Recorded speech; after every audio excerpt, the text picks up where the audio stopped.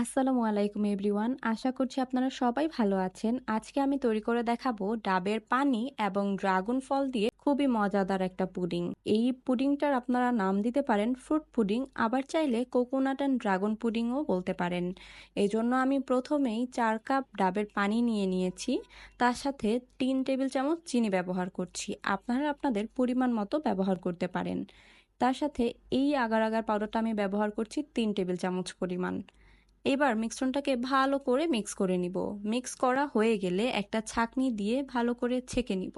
এখন আমি half cup ডাবের পানি আলাদা করে রেখে দিব। আর এইদিকে আমি কিছু নারকেল কুচি করে নিয়েছি। যে বাটিতে আমি পুডিংটা সেট হতে দিব সেই বাটিতে আমি নারকেল কুচিগুলো ছড়িয়ে দিচ্ছি। আগে থেকে যে লিকুইডটা তৈরি করেছিলাম সেই লিকুইডটা চুলায় বসিয়ে 2বার বলক তুলে নিব এবং গরম থাকা অবস্থাতেই মোল্ডে ঢেলে উপর থেকে আরো কিছু নারকেল কুচি দিয়ে সেট হওয়ার জন্য রেখে দিব।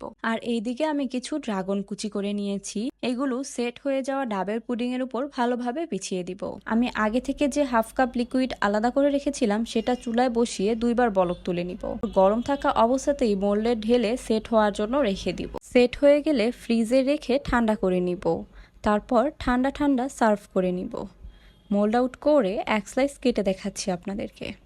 পুডিংটা দেখতে যতটা সুন্দর, খেতে কিন্তু ততটাই মজা। আপনারা অবশ্যই এই রেসিপিটা বাসায় একবার হলেও ট্রাই করবেন এবং আমাকে কমেন্ট করে জানাবেন আপনাদের কাছে কেমন লেগেছে। আজকের মতো বিদায় নিচ্ছি। আল্লাহ হাফেজ এভরিওয়ান।